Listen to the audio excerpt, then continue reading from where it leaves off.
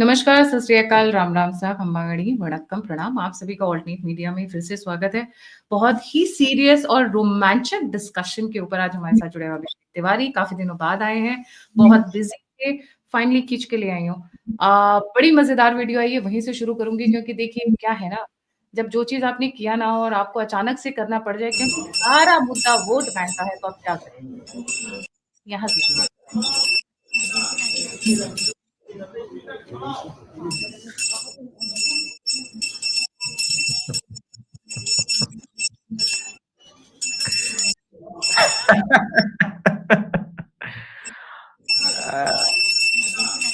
महाराज यहाँ पे घंटी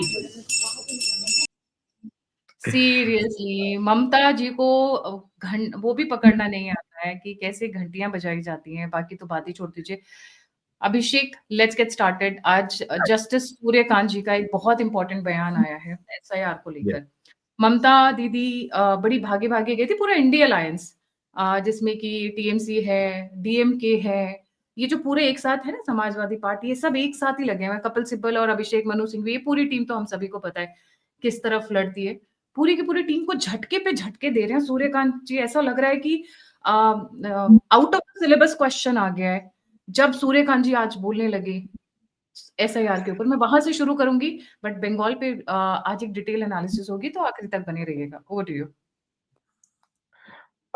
ये सही बात है कि Suryakant ji out of syllabus आ गए। अमित शाह मोदी से लड़ सकते थे, अब ये ऐसा सीजे और लंबा है इनका इनका टर्न्योर जो है काफी लंबा है। गायत्री बहन, एक चीज देखो तुम, पिछले 6 महीने में कुछ इवेंट्स जो पश्चिम बंगाल में हुए थे वह बदल रहा है। आपको मैं याद दिलाऊं कि तैयारी पूरी थी कि 356 लगा देंगे और ममता बनर्जी को खबर होगी। टीएमसी के नेताओं का बयान, अगर वक्फ बोर्ड अमेंडमेंट एक्ट लागू हुआ तो बंगाल में आग लग जाएगा। ममता बनर्जी ने लास्ट वीक खुद ही इंप्लीमेंट करा दिया, बोला ये लो वक्फ बोर्ड हम लागू कर रहे हैं। 82,000 वक्फ प्रॉपर्टी अब रडार के अंदर है पश्चिम बंगाल की। इससे मुसलमान बहुत भयंकर अंदर अंदर चिढ़ा हुआ है। पॉइंट नंबर 2 पर आते हैं। एसआईआर होगा तो बवाल कर देंगे, बीएलओ को घुसने नहीं देंगे, जब मारा जाएगा पीटा जाएगा। जब देखा कि भाई ये एसआईआर नहीं, फॉरनर और इमिग्रेशन बिल और मिशन पुशबैक का हिस्सा, और मोदी ने बोला भाई मुझे करना ही नहीं है एनआरसी, जरूरत नहीं है। हम कान को दूसरे तरह से पकड़ेंगे और क्या खूब कान उमेटेंगे, दर्द से चिल्लाओगे मगर कुछ बोल नहीं पाओगे। अभी जब हम और आप बात कर रहे हैं तो अमित शाह जी सदन के अंदर धुलाई कर रहे थे सर्फ एक्सेल से, फिर उसके ऊपर एरियल वाला लिक्विड भी डाला, बोला वॉशिंग मशीन में डालो इसको, जो है भयंकर वाला अलग मोड में हिलाओ। उसके बाद जो कुछ हुआ वो अलग ही आया। आपको याद है कि जब ये पूरा वक्फ अमेंडमेंट एक्ट को लेकर के बहस हो रही थी जेपीसी में, कल्याण बनर्जी ने टेबल पे ग्लास तोड़ दिया था। इतना क्रोध, इतना सब कुछ होने के बाद अब पूरा यू टर्न मारा ममता बनर्जी ने। क्यों?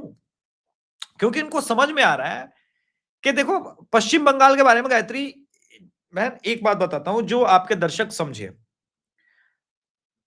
इनमें से जो पूर्वी पाकिस्तान से आए हुए मुसलमान हैं, इनमें से 50-60% के पास अपना वोटर आईडी कार्ड नहीं है। आधार कार्ड है और राशन वगैरह लेने के लिए, पर वोटर आईडी कार्ड नहीं है। पर ये फिर भी वोट कर लेते थे। कैसे? जैसे कि पोलिंग स्टेशन जो है, जब वहां पर कोई जाता है तब वोट होता है ना। पोलिंग स्टेशन के बाहर एक टीएमसी के क्लब आदमी का, क्लब का, गैंग का मेंबर, कोई टीएमसी का, वो बैठ जाता था, बोला बस लौट जाओ यहां से, तुम्हारा वोट हो जाएगा शाम को। और आए कंगलू, कंगलू जो पूर्वी पाकिस्तान से आए हैं, वो गए, उनको पर्ची पकड़ाई, वोट किया, निकल गया, हिंदू का वोट पड़ गया, कहानी खत्म। इसी कारण से आप देखो कि इतना अधिक जो एसआईआर के लिस्ट में अब तो 57 लाख पार कर गया, सिर्फ अनआइडेंटिफाई, जिन्होंने कोई डॉक्यूमेंट साबित नहीं किया दिया, यानी जो मर गए हैं।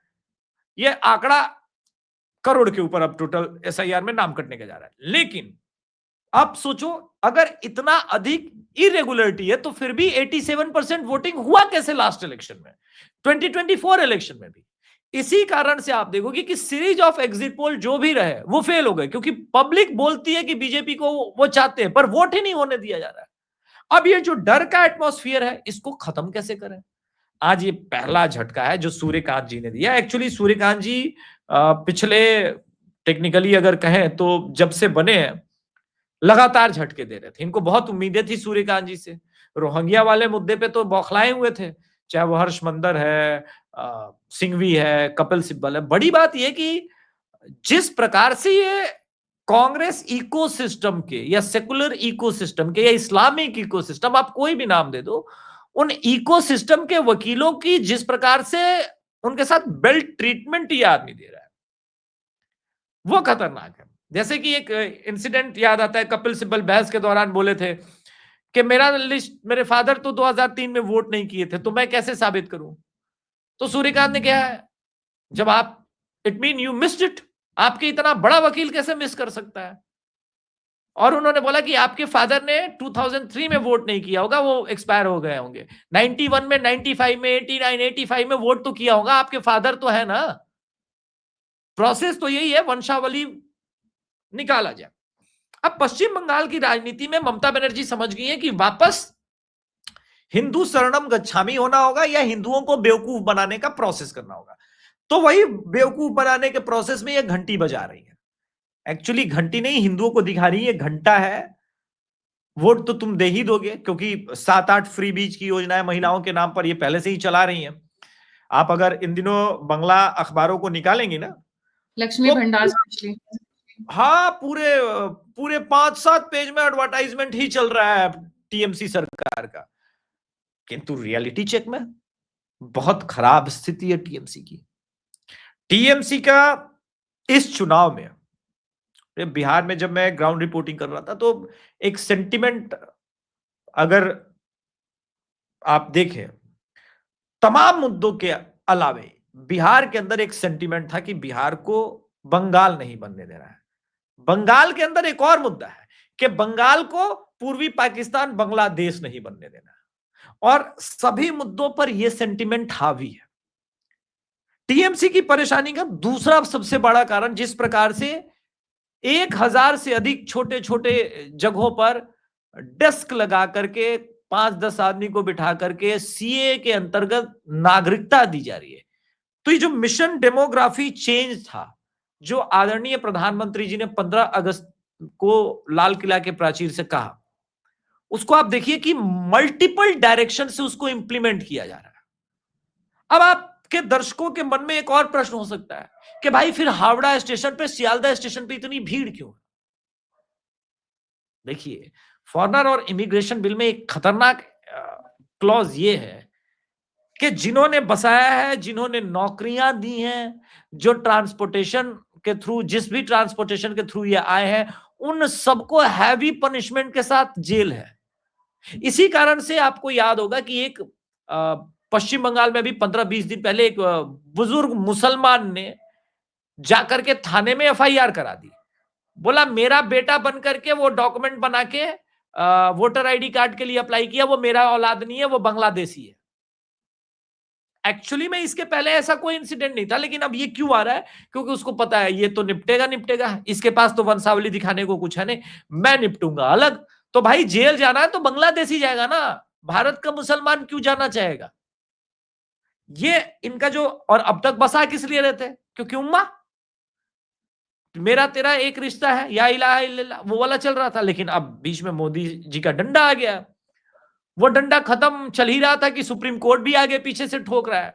तो ममता बनर्जी को रियलाइज हो गया कि भाई ये कहानी कहीं और जा रही है, हम हार सकते हैं। हाँ, बुराई नहीं है। और एक्चुअली ये एक इसमें इंपॉर्टेंट, अभी वो चौथा पॉइंट बता दूं ताकि वो सीरीज आपको, आपके दर्शकों को समझ में आ जाए।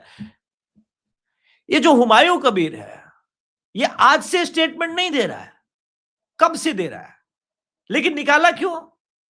ताकि हिंदुओं को यह ना लगे कि भाई बाबरी बन रहा है और ये सब कुछ हो रहा है, तो हमारा जो हिंदू कोर वोट बैंक है थोड़ा बहुत जो है वो छिटके या पोलराइज हो। किंतु आप ये देखिए कि हुमायूं कबीर को निकाला, किंतु जिसने कहा कि हर मुसलमान का दीनी जिम्मा है कि वो हर हिंदू को एक बार दावत इस्लाम दे, उस फरहाद हकीम को नहीं निकाला। उसको तो पार्टी में रखा है क्योंकि वो होल एंड सोल है। यानी इनका हर प्रोपेगेंडा भी सोशल मीडिया पर इस बार पश्चिम बंगाल में ध्वस्त हो रहा है। ये वो जो गुंडाई करना चाहते थे वो कर नहीं पा रहे हैं। क्यों नहीं कर पा रहे हैं? क्योंकि इनको पता है कि अमित शाह तैयार है, बस बहाना ही वो ढूंढ रहे हैं कि ये हम बदमाशी करें और 356 लगे। आप आने वाले समय में यह भी देखिएगा कि 356 ना लगे तो उसका दूसरा तोड़ ये ढूंढ लेंगे। लेकिन इलेक्शन इस बार फ्री एंड फेयर बिल्कुल बिहार के तर्ज पर होगा। और आई बिलीव अगर 1 करोड़ से ऊपर वोटर कट गए तो मार्क माय वर्ड गायत्री, 35% के ऊपर टीएमसी का वोट शेयर नहीं जाएगा। और तब हम देखेंगे तमाशा क्या होता है, तब सीटों का कैलकुलेशन कितना बदलेगा, ये देखना इंटरेस्टिंग होगा। लास्ट ईयर वैसे भी इनका जो मार्जिन था जीतने का, यही तो था, 58 लाख ही तो था मार्जिन ऑफ वोट जो था, 58 लाख था, उससे ज्यादा कर चुका है। But moving beyond then this, Suryakant ji ने इन लोगों को क्या झटका दिया जो ममता दीदी जी सीधी घंटी को उल्टा बजाने लगे अचानक से।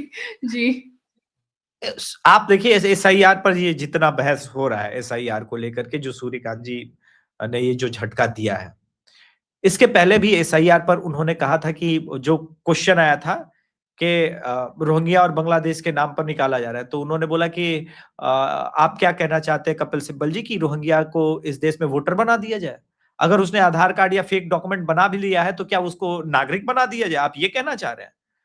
और पहली बार आप देखो कि सूर्यकांत जिस लाइन पर जा रहे हैं वो इवन राष्ट्रवादी समाज के किसी लोगों ने एक्सपेक्ट नहीं किया था। फिर उन्होंने कहा कि एसआईआर के विरुद्ध अगर ममता बनर्जी, जो अभी का स्टेटमेंट है कि ममता बनर्जी और टीएमसी या बंगाल के अंदर एसआईआर पर हिंसा होती है तो कड़ी कार्रवाई करूंगा। अब कड़ी कार्रवाई वो तो करेंगे नहीं, करना तो एचएमओ का है। यानी वो जो ऑप्शन है कि अगर हिंसा हुई और एचएमओ ने लगा दिया राष्ट्रपति शासन, तो भाई साहब मेरे पास मत आना रोते हुए, क्योंकि तब मैं कहूंगा कि ठीक लगा है राष्ट्रपति शासन। ये मैसेज ये है, और इस मैसेज को बहुत अच्छे से टीएमसी के नेताओं को समझा रहा है। मैं अभी आपको बता रहा हूं, बंगाल के अंदर टीएमसी कार्यकर्ताओं को संयम बरतने के ट्रेनिंग दिए जा रहे हैं। उन्हें रोज बताया जा रहा है कि आपने बिहार में देखा राजद के कार्यकर्ता इस प्रकार से हुए, तो किस प्रकार से भाजपा आईटी सेल ने उसका यूज किया। अब $1 मिलियन क्वेश्चन ये है कि क्या मुसलमान संयम बरत पाएंगे? अभी हनुमान जी का मूर्ति तोड़ दिया कल, आज संदेश खाली के प्राइम जो ये है प्राइम विटनेस, विटनेस हाँ वो उनका ट्रक से उड़ा दिया। हाँ ट्रक से एक्सीडेंट हो गया। एकदम फिल्मी स्टाइल है भाई साहब, ऐसे कैसे हो जाता है? ये सारी घटनाएं, ये सारा कुछ वो फ्रस्ट्रेशन, डर, फियर फैक्टर। दूसरी बात अगर आप देखिए बॉडी लैंग्वेज को, अगर आप देखेंगे ना, एक कॉन्फिडेंट नेता का बॉडी लैंग्वेज अलग होता है। अरविंद केजरीवाल जो 2015 में या 2019 में या 2020 में जो दिखते थे, वो 2024 के चुनाव आते आते उनका बॉडी लैंग्वेज आपने देखा होगा, आप काफी बॉडी लैंग्वेज पढ़ती हैं, वो हिला हुआ था। अभी अगर आप ममता बनर्जी के बॉडी लैंग्वेज को देख, एकदम कंफ्यूज लग रही, उन्हें समझ में नहीं आ रहा है कि बचाएं तो सत्ता कैसे बचाएं, क्या फरहाद हकीम जैसे लोग सक्सेसफुल होंगे। अब हुमायूं कबीर को निकाल दिया। अब यहां दो और ट्विस्ट है गए। हुमायूं कबीर कह रहा है कि ममता बनर्जी आरएसएस की एजेंट है, और वो कह रही है कि हुमायूं कबीर आरएसएस का एजेंट है। हुमायूं कबीर ने ममता बनर्जी पर जो आरोप लगाया कि पहले 2000 संघ के शाखाएं थी बंगाल में, इनके आने के बाद वो 8000 है। हालांकि ये पूरी तरह से झूठ इसलिए है कि मोदी जी के सरकार में आने के बाद देश भर में संघ के शाखाओं की संख्या बेतहाशा बढ़ी है, बहुत बढ़ी है। संघ अपने विराट स्वरूप में मोदी जी के रिजीम में पहुंच रहा है, इसमें कोई डाउट नहीं है। तो ममता बनर्जी रोक भी नहीं सकती थी। उसका कारण यह है कि जब हेडक्वार्टर पश्चिम बंगाल के अंदर बन रहा था तो बहुत इन लोगों ने डिसरप्ट करने का प्रयास किया था, किंतु उस समय भी सुप्रीम कोर्ट से इनको राहत मिली थी। कोर्ट ने बोला ऐसे कैसे ममता बनर्जी रोक देंगी हेडक्वार्टर बनाने से या संघ की शाखा लगने से, तो वो फंसी। अब हुमायूं कबीर पे क्यों लगाया? ताकि मुस्लिम वोट उधर ना बढ़े। लेकिन हुमायूं कबीर तो अपना चुनाव जीतेगा, फिर मुस्लिम वोट विभाजन का डर है। क्यों है? क्योंकि इसमें अब आता है आईएसएफ। 2021 के चुनाव में आईएसएफ अलायंस में था कांग्रेस के साथ और लेफ्ट के साथ, किंतु अपना प्रभुत्व उतना नहीं बना पाया था। इस बार आईएसएफ इस वक्त 64 सीटों पर बहुत मजबूती से चुनाव लड़ने के कगार पर है। ये 64 सीट वो सीटें हैं जो टीएमसी इनमें से 64 के 64 जीती हुई है, यानी उनके कोर पे झटका लग रहा है। तो आपको एडिशनल हिंदू वोट चाहिए। अब बीजेपी का अगर आप 2019 का इलेक्शन, 21 का इलेक्शन और 24 का इलेक्शन देखिए, तो 40% से लेकर के 38% ये कांस्टेंट वोट रह गया है। यानी यहां 38 से नीचे नहीं जा रहा है। लोकसभा में 39 पहुंचा और 19 के लोकसभा में 40.73% था।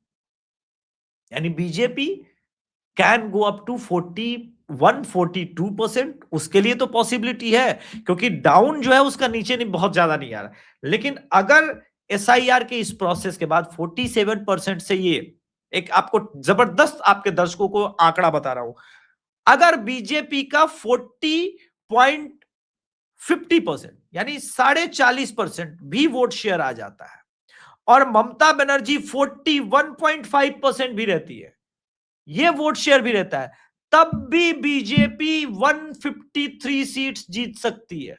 क्योंकि डेमोग्राफी ऐसा है, और चुनाव जो भारत का इलेक्शन है वो वोट शेयर नहीं देखता, नंबर ऑफ सीट के आधार पर सरकार बनती है। यानी 1% कम वोट भी बीजेपी पा करके सरकार बीजेपी की बन जाएगी। बिल्कुल जैसे कर्नाटका के अंदर बीजेपी का स्ट्राइक रेट होता है, आप देखती हैं कि कांग्रेस को 40% आता है और बीजेपी को 37% आता है, फिर भी बीजेपी 110 सीट्स अचीव कर लेती है, जो मेजोरिटी मार्क के आसपास होती है। ये क्यों है? क्योंकि जहां पर जो मुस्लिम वोटों का संख्या है, जहां पर वहां पर बहुत अधिक उनकी सघन आबादी है, वहां पर भाजपा को वोट नहीं मिलता। आप हरियाणा इलेक्शन उदाहरण में लीजिए, हरियाणा में कांग्रेस को भी 40%, भाजपा को भी 40%, लेकिन कांग्रेस को 35 सीटें और भाजपा को 48 सीट। यह समीकरण जो समझ लेगा वो चाणक्य कहलाएगा। और इस समीकरण को अमित शाह बहुत अच्छे से समझ रहे हैं, और अमित शाह जिस प्रकार से अग्रेसिव ढंग से अभी बंगाल चुनाव में उतर चुके हैं, उनकी पूरी एक टीम है और जो पर्यवेक्षकों की टीम है वो जा चुकी है। ममता बनर्जी को समझ में आ रहा है कि इस बार की लड़ाई आसान नहीं होने वाली।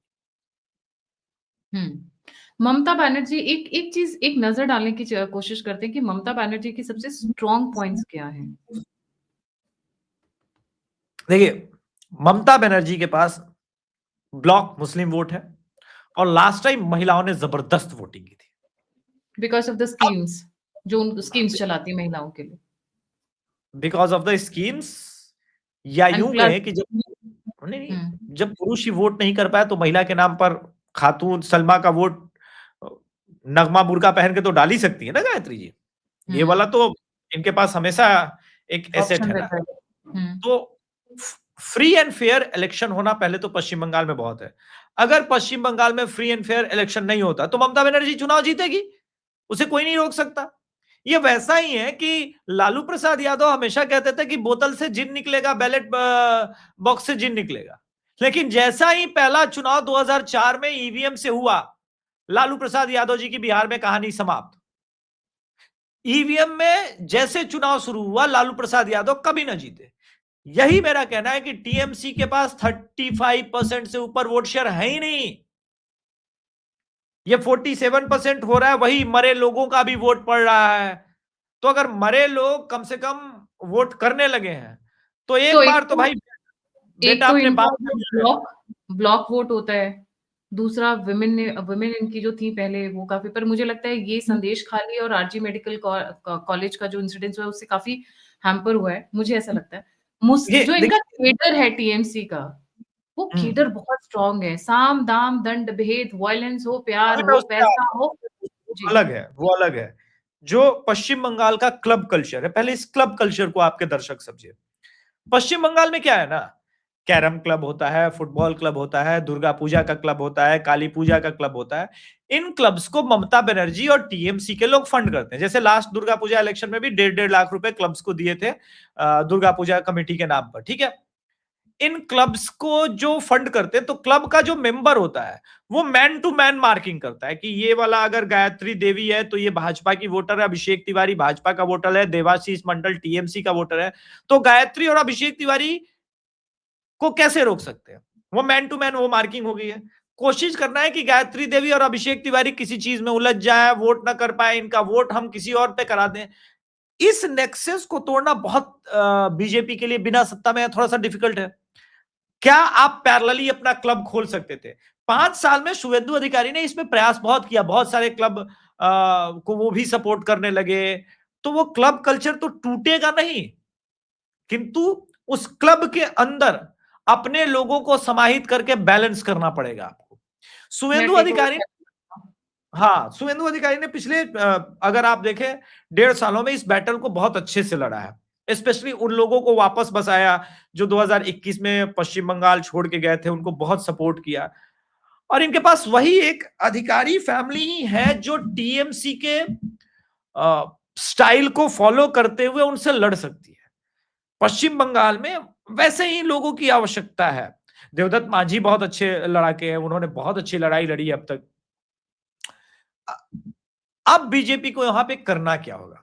लास्ट इलेक्शन में इनसे जो सबसे भयंकर चूक हुई थी कि इन्होंने टीएमसी के ही नेताओं को बुला बुला के टिकट देना शुरू किया, लेकिन जनता तो गायत्री जी उसी टीएमसी के नेता के अगेंस्ट थी।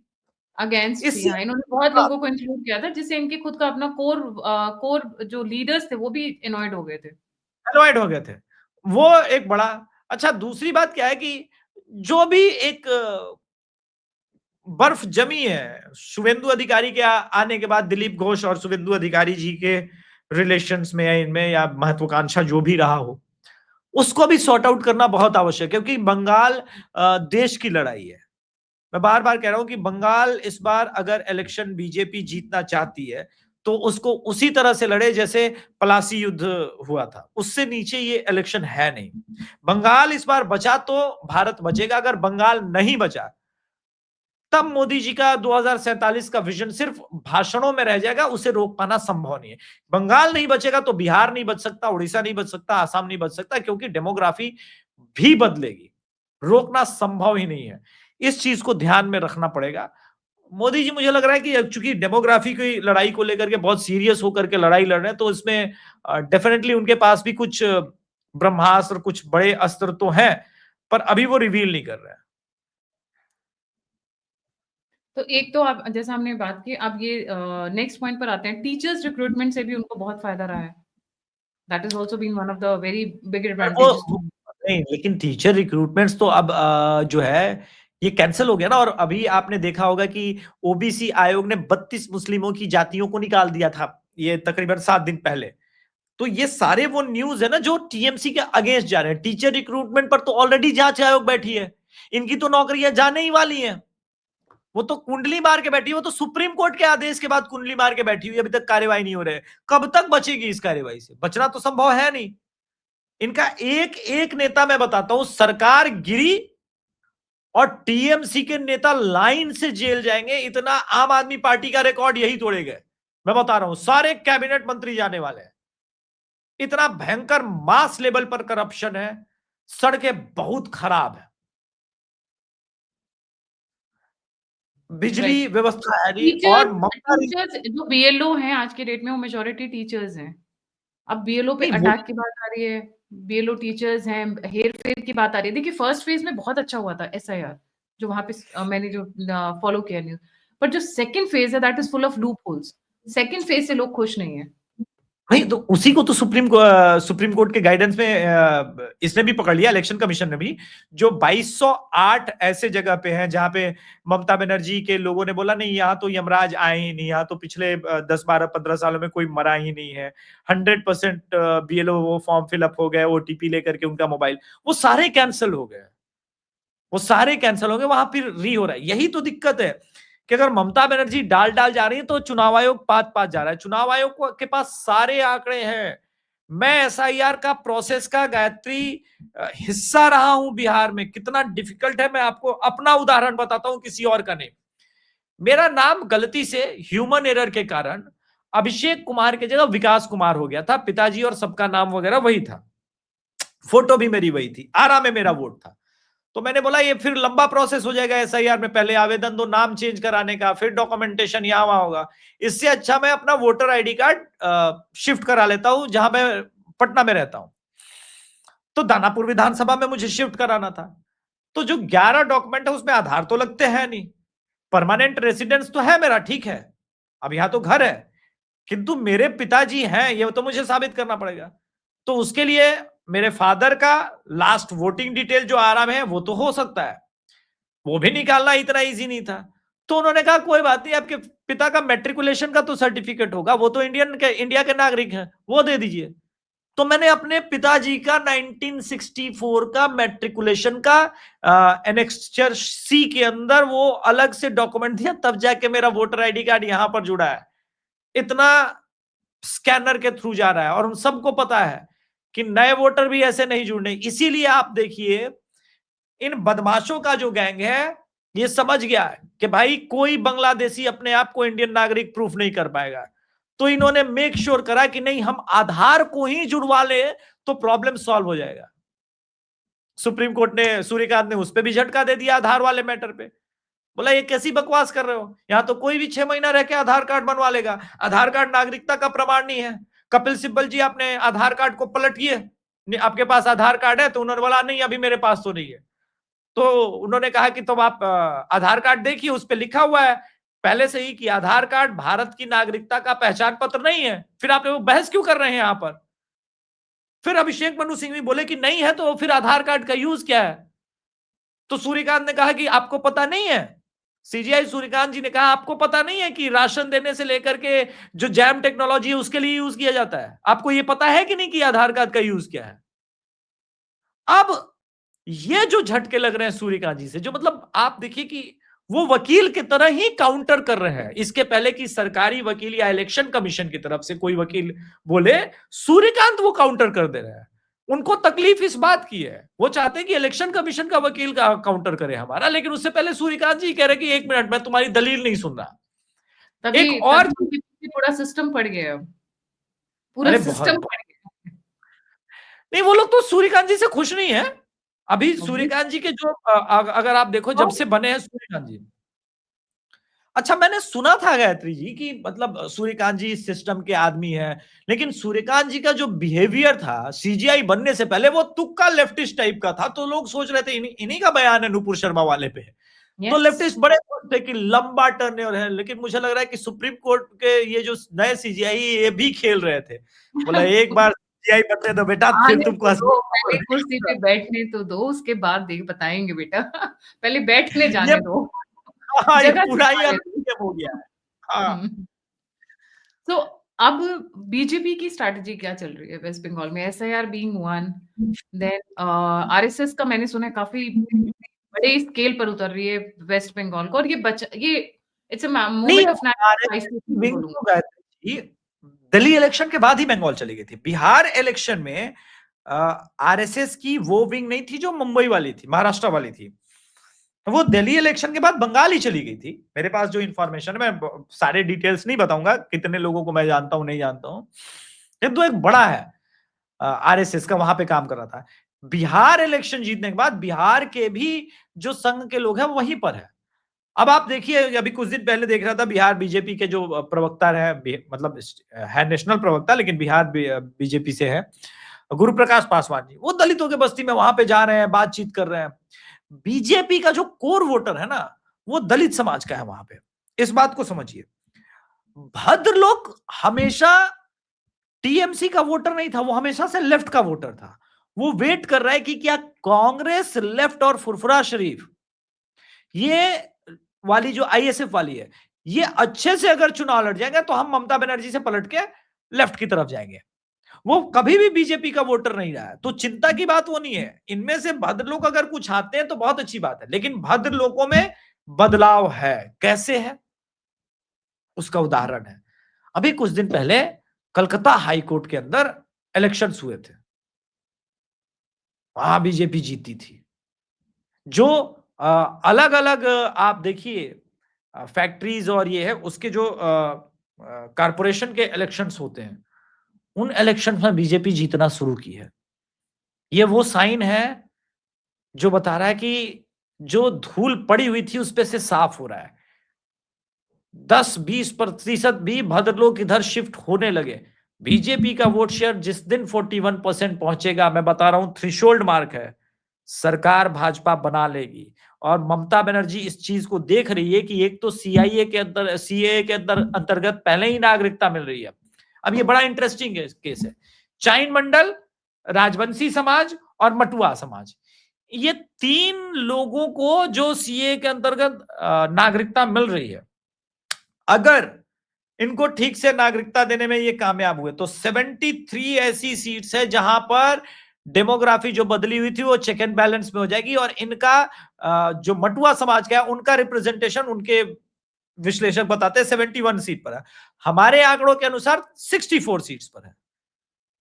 पर 64 सीट्स, आप सोचो 77 पे तो ऑलरेडी भाजपा खड़ी है, 3 सीट से 77 पे खड़ी है। इसलिए इजी नहीं है। ममता इस बात को समझ रही है कि इस बार सीरियस थ्रेट है, और सरकार जाने का ममता बनर्जी को डर नहीं है। डर यह है कि सरकार जाने के बाद क्या होगा। वही होगा जो लेफ्ट के कैडर के साथ टीएमसी वालों ने किया था, इसमें मुझे कोई संदेह नहीं है। और मतलब तब जो मतलब वहां वैसे भी वहां के कल्चर में है, we are not justifying it, but वहां पे जब से इतिहास रहा है, खून खराबा, रक्त रंजित रही है वहां के चुनाव की दौर, चुनावी दौर। बंगाल के इतिहास में सिर्फ चुनाव ही नहीं, मैं तो कह रहा हूं कि जब से मैं बंगाल को समझने का प्रयास कर रहा हूं, वो दौर भी हटा दीजिए, मैं कह रहा हूं डायरेक्ट एक्शन डे के बाद से लेके अभी तक हमेशा ही पश्चिम बंगाल रक्त रंजित रही है। कब कम हुआ?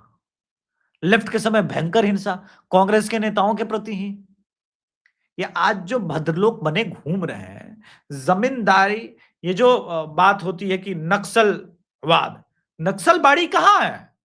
पश्चिम बंगाल में ही तो है, वहीं से तो नक्सलवाद का जन्म हुआ ना, नक्सलबाड़ी से ही तो नक्सलवाद निकला ना। लेकिन वो जो प्रारंभिक दौर में निकला था वो जमींदारों के अगेंस्ट। अच्छा, ये कौन जमींदार थे? ये जमींदार वो थे जिनके पास बहुत सारी भूमि ब्रिटिश के समय से ही थी, सरकारें बदल गई मगर कुछ उनका नहीं बदला। तो जो काम करने वाले थे उनके हालात बहुत खराब थे उस समय। लेकिन जो हिंसा का रास्ता पकड़ा और वहां से हिंसा ने उस लेफ्ट के अपॉर्चुनिस्ट लोगों ने कुछ और ही उसको बनाया, वो कहानी फिर बंगाल की। ममता बनर्जी के रीजन में, गायत्री जी, 6800 फैक्ट्रियां बंद हो चुकी है सिर्फ 12 साल के अंदर। ये किसी भी स्टेट के अंदर होता ना तो सो कॉल्ड सेक्युलर पत्रकार हंगामा मचा चुके होते। लेकिन कोई माई का लाल है जो प्रश्न पूछ सके ममता बनर्जी से कि इतनी सारी कंपनियां बंगाल छोड़ के क्यों गई? एक दौर था जब यूपी और बिहार के लोग बंगाल जाते थे कमाने के लिए। आज आपने सुना है कि कोई बंगाल जा रहा है? इनफैक्ट स्थिति है कि बंगाल के लोग जा रहे हैं। जो ये हावड़ा से ट्रेन निकल रही है, ये जो सियालदह से ट्रेन निकल रही है, ये कहां जा रहे हैं? ये भाग करके पूर्वी पाकिस्तान के लोग, ये जा रहे हैं तमिलनाडु के अंदर, ये जा रहे हैं कर्नाटका के अंदर, ये जा रहे हैं केरला के अंदर, ताकि हमको शील्ड किया जाए। जितनी भी मेट्रोपॉलिटन है, अगर आप देखो, मैं गुड़गांव की बात करूंगी, सारी बांग्लादेशी हैं या फिर बंगाली लेडीज हैं जो घरों घरों में काम कर रही हैं। बिल्कुल बिल्कुल, ये जितने बंगाली लेडीज, बिल्कुल बिल्कुल बिल्कुल। तो वही है ना कि अब दूसरा भी तो आ गया है ना, फॉरेनर और इमिग्रेशन बिल, इसी कारण तो समस्या है। एक असम का वीडियो वायरल हो। मैं यहाँ पे एक चीज और कहना चाहूंगी भद्र लोग को लेकर। मेरा एक्सपीरियंस रहा है, मे बी एक आइसोलेटेड इंसिडेंस हो, क्योंकि मेरे एक्सपीरियंस के ऊपर, पर मैंने जो नोटिस किया और जो स्टडी किया है, भद्र लोग वहां के गरीब को, वहां के जनजाति को, SC ST कम्युनिटी को एक्सप्लॉइट करने में नंबर 1 रहा है।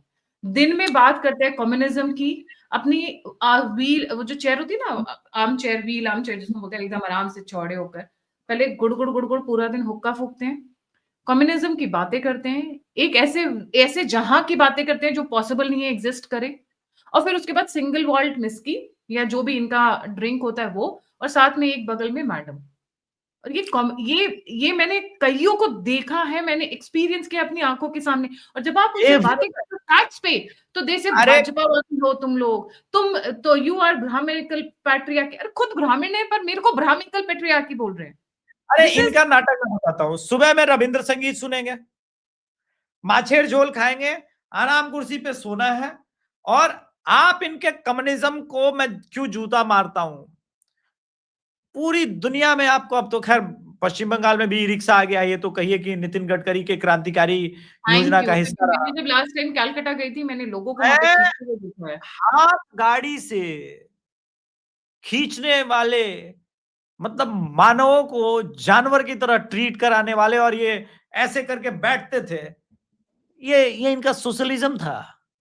देखिए ये जो इनका सोशलिज्म है ना पश्चिम बंगाल के अंदर, ये जो सेकुलर सोशलिज्म और ये सब की बातें करते हैं, सबसे ज्यादा डायरेक्ट एक्शन डे में इन्हीं लोगों की ठुकाई हुई थी। और पर उस वक्त सीखने भी आपको याद होगा कि पश्चिम बंगाल में भविष्य में एक चीफ मिनिस्टर बना, उस समय वो डायरेक्ट एक्शन डे का जब नारा लग रहा था पश्चिम बंगाल में, तो उनके साथ वो मंच शेयर कर रहा था मुस्लिम लीग वालों के साथ। बाद में वो बड़ा बड़ा चीफ मिनिस्टर हुआ। मतलब अपने ही लोगों की लाशों पे कौन यार ऐसे ज्योति करता है। बसु, ज्योति बसु। मैं क्यों नाम लेना, मैंने जानबूझ के नाम नहीं लिया। एक चीज और मैंने नोटिस की, जो चीज पूरे भारत में कहीं नहीं मिलेगी वो आपको वेस्ट बंगाल में मिल जाएगी, राइट? 50 पैसे मैंने देखे नहीं होंगे, मुझे याद नहीं है when was the last time I saw that coin. 50 पैसे आपको वेस्ट बंगाल में मिल जाएंगे। जीडीपी के नाम पे एक खड्डा हो रखा है, पीपीपी के नाम पे खड्डा हो रखा है, इंडस्ट्रीज के नाम पे जीरो हो रखा है। बट चल क्या रहा है? Now let's understand that. Law and order की सिचुएशन सबसे खराब है। महिलाओं के साथ अगर मैं बोलूंगी, अगर आप मैप करेंगे डेटा, तो महिलाओं के साथ सबसे बदतर अगर कहीं कुछ हो रहा है।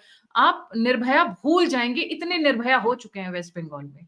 एक निर्भया वाला दिल्ली जिसमें शीला दीक्षित की सरकार गिर गई थी, वैसे इतने इंसिडेंसेस हुए हैं कि जो हम बोल नहीं सकते। मतलब रोंगटे खड़े हो जाते हैं वो सोच के।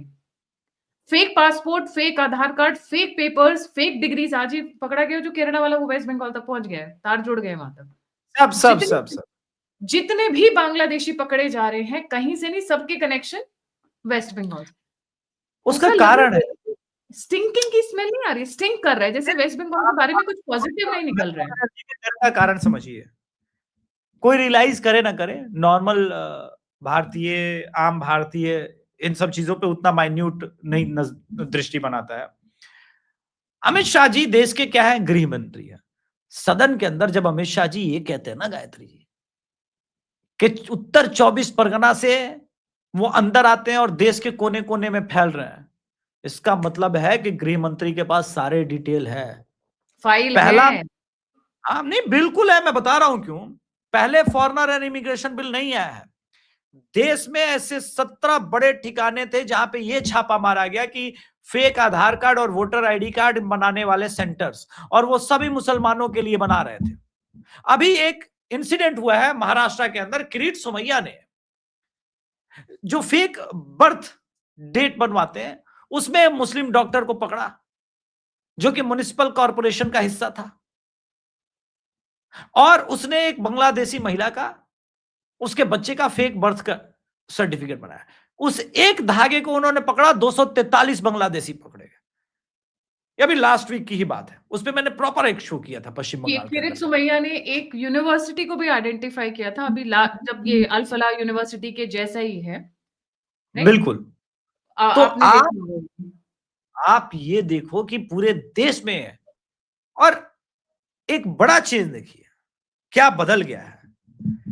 ये तो आप भी मानती है कि पिछले 6 महीने के अंदर लाखों बांग्लादेशी बंगाल गए, बांग्लादेश वापस गया। कितना भी बांग्लादेश में चल ले, लेकिन चू नहीं बोल रहा है इस मुद्दे पर। मतलब खेल तो हो रहा है, बड़े प्ले, बड़ी चीज है। कुछ बातें बोलने हमें बोलनी चाहिए, कुछ नहीं बोलनी चाहिए। और उसका कारण है कि मैं बहुत सारी बातें जानने के बाद भी नहीं बोलता हूं, क्योंकि वो हो रहा है, सरकार कर रही है। हमारा काम कोई जरूरी नहीं है कि हर चीज को खोल के बताना, ये दर्शक भी रीड करने में सक्षम है। फाइलों की फाइलें तैयार हो रही हैं इस वक्त, ना सिर्फ ममता बनर्जी पे, पर बांग्लादेशी घुसपैठियों पे, स्पेशली वो लोग जो लेकर आते हैं, उनका आधार बनवाते हैं, कागज बनवाते हैं और फिर उनको सेटल करवाते हैं। ऑल फॉर मनी, बिल्कुल। मनी। उधर से पैसा मिलता है। देखिए, इनकी तो लॉटरी लगी हुई है, पूछो कैसे।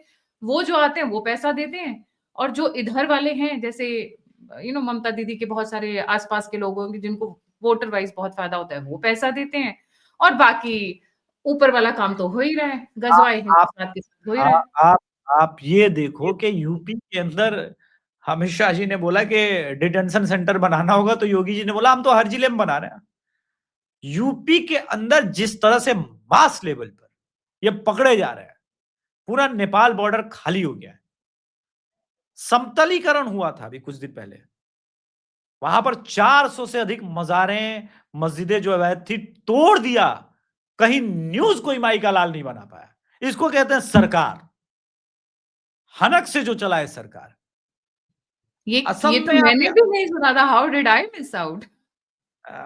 ये आप गूगल कर लेना, कुछ दिन पहले हुआ है, भयंकर पूरे यूपी बॉर्डर पे गजब हुआ है। हेमंता विश्व शर्मा ने अभी रिसेंटली खुले में चौड़े होके जंगल के अंदर 1700 बांग्लादेशी परिवार, इन लोगों ने जंगल के अंदर ये बना रखा था। पिछले 7 दिन का इंसिडेंट ये बता रहा हूं, ये 7 दिन में पहले ही हुआ था। हेमंता विश्व शर्मा ने ट्वीट कर करके बताया, आज यहां बुलडोजर चलाऊंगा, आज यहां बुलडोजर चलाऊंगा। मतलब सटायर मार रहा है वो बुलडोजर चला चला के, और एकदम इंटरेस्टिंग क्या है कि कुछ महीने पहले वो मियां लैंड बनाने की डिमांड कर रहे थे, और वो मियां मियां भी नहीं है और वो लैंड भी नहीं है, दोनों नहीं, एक साथ है। ताजा बन गया एकदम, ऐसा एकदम सफा चटवाल लग ही नहीं रहा है कि कुछ एक आध घर भी था। तो आप ये देखिए कि सरकार ने कुछ कहा तो होगा अपने सीएम को, कैसा है कि पूरा छूट दे रहे हैं, तोड़ो तोड़ो, जितनी डेमोग्राफी बदली है सबको ठीक करना है, सबको ठीक करना है। और ये बताता है कि नरेंद्र मोदी को भी पता है कि अगर 1947 में जैसा वो भारत चाहते हैं, तो सबसे पहला कंट्रोल डेमोग्राफी पर करना, और डेमोग्राफी पर कंट्रोल तभी आप काबू पा पाएंगे जब आप पश्चिम बंगाल में सरकार बनाएंगे। तो चलिए, सरकार बना पाएंगे या तैयारी नहीं तो ये हो तो, रही है। लेकिन तैयारी तैयारी तो हो रही इस बार भाजपा वो महाभारत युद्ध लड़ने को तैयार है। तो सारथी रथ मोड़ो बंगाल की तरफ। Will be covering Bengal very बहुत ही डिटेल्ड एनालिसिस में रहेंगे। हमारा पूरा फोकस रहेगा बंगाल के ऊपर, बिकॉज बंगाल बहुत गलत हाथों में है। फोकस की वजह भी है, गलत हाथों में है। It has to come back, it has to come back. कोई भी सरकार ऐसी हो, कोई जरूरी नहीं है, अभी तो सिर्फ बीजेपी है तो बीजेपी के बारे में बात कर सकते हैं। कोई भी सरकार ऐसी है जो देश का ख्याल रखती है, देश के बारे में सोचती है, हिंदुओं के बारे में सोचती है, उसको हम सराखों पे रखते हैं। पर कोई ममता जैसे आ जाए, डेंगू हमें देखने लगे, तो भाई फिर तो गलत है। फिर तो हमें भी आवाज उठानी पड़ेगी। Thank you so much Abhishek for joining. जाने से पहले सभी व्यूअर्स से रिक्वेस्ट है, please don't forget to like, subscribe and share the alternate media.